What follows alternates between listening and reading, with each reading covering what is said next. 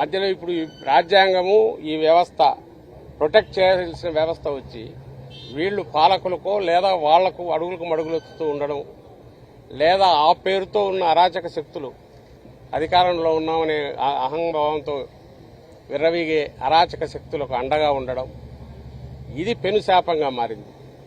దీన్ని చట్టబద్ధంగానే రాజ్యాంగబద్ధంగానే ఎదుర్కొంటాం. మళ్ళీ వచ్చిన తర్వాత ఎవరిని కూడా దీని నుంచి తప్పించుకోలేరు. ఈరోజు నిన్న జరిగిన దగ్గర నుంచి ప్రతిదీ వీడియోలో పేర్లు ఫోటోలు చూసి పెట్టమని చెప్పాం, గుర్తుపెట్టుకుంటాం. మా అధ్యక్షుడు ఇప్పటికే మొదలుపెట్టిన డిజిటల్ డైరీలో ఎక్కిస్తున్నాం. వచ్చిన తర్వాత పోలీసు అధికారులతో సహా పైనుంచి కింది వరకు ఎవరెవరైతే కాంప్రమైజ్ అయ్యారో, అలాగే పొలిటికల్ లీడర్లు ఎవరైతే ఉన్నారో వాళ్ళందరిది బయటికి లాగుతాం. అయితే ప్రతిదీ చట్టబద్ధంగానే చేస్తాం. మళ్ళీ అది విషయం అందరికీ చెప్తున్నాం. ప్రజలు కూడా నిన్న జరిగిన దీని విషయంలో అసలు ఈ మొత్తానికి కారణమైన తెలుగుదేశం పార్టీ అరాచక విధానాలను, వాటిని చంద్రబాబు నాయుడు గారి అరాచక విధానాలను, ఇన్ని సమస్యలు ఉన్నాయి రాష్ట్రంలో. రైతుల సమస్యలు ఉన్నాయి, వీటికి ఫీజు రీయింబర్స్మెంట్ లేదు, పిల్లలు అన్ని వర్గాల ప్రజలు సఫర్ అవుతున్నారు. వాటికి ఆన్సర్ ఇవ్వాల్సిన పరిస్థితుల్లో వాళ్ళు ఉన్నారు. మేము వాటిని గురించి అడగాలి. వాటిని వదిలేసి వీటి ఇష్యూస్ మీద, లేని ఇష్యూస్ మీద మాట్లాడాల్సి వస్తుంది. లేని ఇష్యూస్ మీద వాళ్ళు డైవర్ట్ చేసిన దానివల్ల అందరం దాని మీదకి పోవాల్సి వస్తుంది, విచ్ ఈజ్ రాంగ్. సో మేము వచ్చిన తర్వాత నెక్స్ట్ ఏం జరుగుతుంది అనేది భవిష్యత్తులో తెలుస్తుంది. ఇప్పటికైతే దీని అన్ని మార్గాల్లో ఈ విషయంపై గట్టిగా పోరాడతామని చెప్తూ సెలవు తీసుకుంటున్నాను.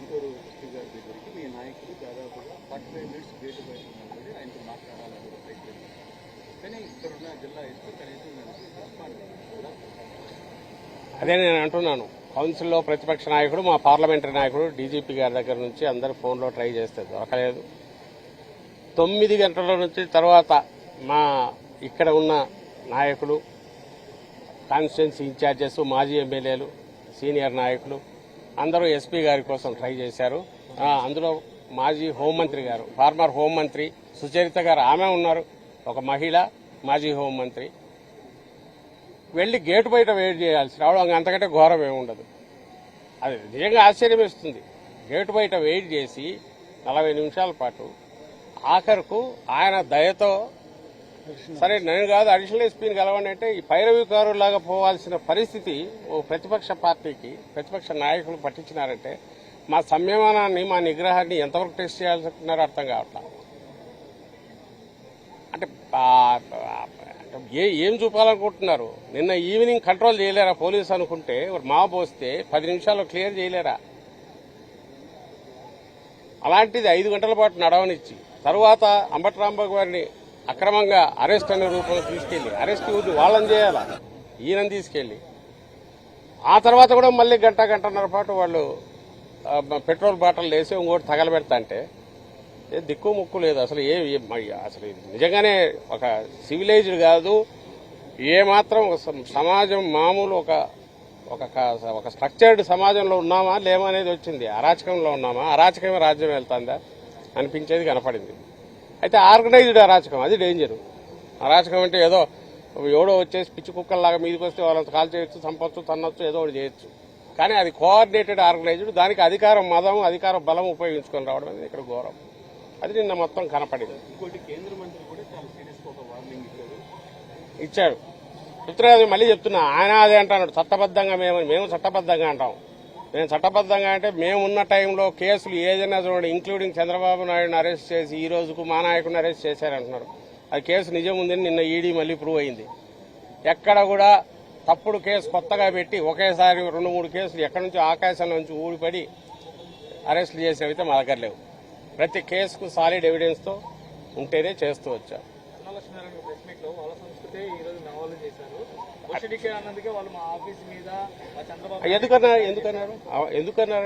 ఎందుకన్నాడు అంత కూల్ గా? ఏం ఆవేశం వచ్చింది ఆయనకు?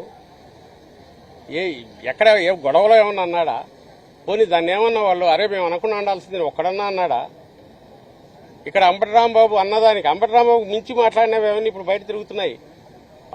ఆయన లోకేష్ నోట బూత్ తప్ప ఏ మాట వచ్చింది? ఆయన జెస్చర్స్ కానీ, ఆయన మాటలు కానీ ఇప్పుడేమన్నా కొంచెం మానేసాడేమో తెలియదు. కానీ అప్పట్లో అన్నేవే కదా, బూత్లే కదా మొత్తం వచ్చింది. వినిపించాలి, అవన్నీ వినగలరా? మళ్ళీ అన్ని పెడితే ఆ రోజు జరిగింది అని టీడీపీ ఆఫీస్కి పోయింది ఎందుకనేది కూడా నేను చెప్తున్నాను. ఈ రోజు నిన్న జరిగిండేది ఇది ప్రీమెడిటేటెడ్గా ఇన్ని 5 గంటల పాటు జరగడం అంటే అది పోలీస్ ఫెయిల్యూర్ సూచించదా? పోలీస్ లేరా, ఉండి చూస్తున్నట్టున్నారా? సడన్ జరిగిందంటే మాకు తెలియదు అనుకోవడానికి అర్థం ఉంటుంది. సో వాళ్ళు ఎన్ని చెప్పినా జనం గమనిస్తున్నారు. వాళ్ళు ఎన్ని చెప్పినా రేపు చట్టం ముందు నిలబెట్టడానికి అవసరమైన ఆధారాలు ఉన్నాయి, వాళ్ళు తీసుకెళ్తాం. అప్పట్లో కూడా కొత్తపేట దూరంలో డీజీపీ ఆఫీస్ మీద ఉన్నట్టే టీడీపీ ఆఫీస్ మీద దాడి జరిగింది. అవును, అందుకే కదా అరగంట జరిగింది. అక్కడ అరగంటలో పోయినారు. వాళ్ళు ఎవరు పోయారు, నాయకులు ఎవరు లేరు అక్కడ ఎవరు రాలా. అక్కడ ఆవేశం రాకుండా ఉంటే వాడు మనిషి కాదు నాకు తెలిసి. మన ఇంట్లో ఎవరినైనా లేదా మన నాయకులనైనా ఎందుకు తిడుతున్నాడో తెలియకుండా ఏదైనా కారణం ఎవరినైనా అనింటే మా వాళ్ళని తిడతావని వాడు అవతల తిడితే అర్థం ఉంటుంది. 10 సార్లు రిపీటెడ్గా ప్రెస్ కాన్ఫరెన్స్లో తిట్టాడంటే ఓ బూత్ మాట, దాన్ని మళ్ళీ రిపీట్ చేయాలని ఇబ్బంది అయ్యేది. అయినా దానికి కోపం రాదంటే కోపం ఎక్కువ రాలేదు కాబట్టి ఎక్కడ చూస్తే అక్కడ ఇది రాలేదు. అక్కడికి పోయినారు ఎవరు పర్మిషన్ ఇవ్వలే, ఎవరు వాళ్ళని పొమ్మని చెప్పలేదు.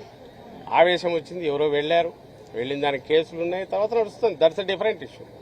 కానీ ఇక్కడ 5-6 గంటల పాటు 7 గంటల పాటు సిటీ మధ్యలో ఇక్కడ అందరి సమక్షంలో పోలీసుల సమక్షంలో వాళ్ళు ప్రేక్షకులుగా ఇంత జరగడం అనే దాని గురించే నేను అడుగుతున్నా. గతంలో కాకాని గవర్నమెంట్ మీద ఇంటి మీద కూడా ఇదే తరహాలో దాడి జరిగింది. వాళ్ళు కూడా కార్యాలయం లోపలికి తీసుకుని వచ్చి దాడి చేశారు. ప్రసన్న ఇంటి మీద జరిగింది. ఆమె హారిక జెడ్పీ చైర్పర్సన్ అట్లే జరిగింది. మన ఇక్కడ హారిక గుడివాడలో ఆమెది ఎట్లా జరిగింది. ఆమె హిందూపూర్లో అలాగే జరిగింది. అండ్ నేమ్ ఇట్ అంటే టెర్రరైజ్ చేస్తున్నారు, అంతే టెర్రరైజ్ చేస్తున్నారు. ఈ ప్రాసెస్లో మమ్మల్ని టెర్రరైజ్ చేయాలనుకుంటున్నారేమో. అది అక్కడికి ఆగదు, అది ఎక్కడికి పోతుందో తెలియదు. అది కూడా ప్రజలు రియలైజ్ కావాలా. ఇది ఇక్కడ మొదలైంది, ఇక్కడ ఆగదు. సామాన్యులు కూడా సఫర్ అవుతున్నారు.